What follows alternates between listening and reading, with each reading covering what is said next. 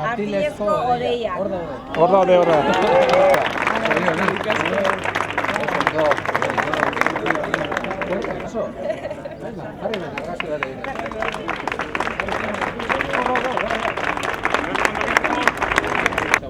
El segundo premio a la mejor pieza, en este caso se nos va a Zaragoza, a la ebanistería Tomás.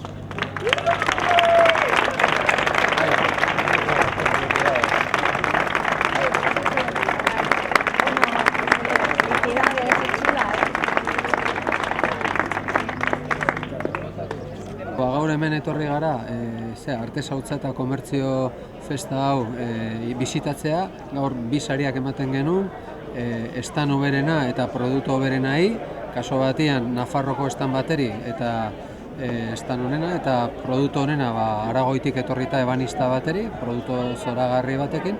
Eta nahi duguna azpimarratu da nola artesautza eta komertzio justo turismo eta kulturakin daukaten lotura, azken finean bai turismoko planan, bai komertzioaren planan hori ari gara azpimarratzen, eta olako ekitaldiak ikusten dutena, azaltzen dutena nola honen atzean badago leku bat, aktibitate ekonomiko batentzat, baita ere jartzen dula mahai gainean eta jartzen dula gure ondare inmateriala, eta nola turismokin eta kulturakin lotuta hor badauka esparru bat garatzeko.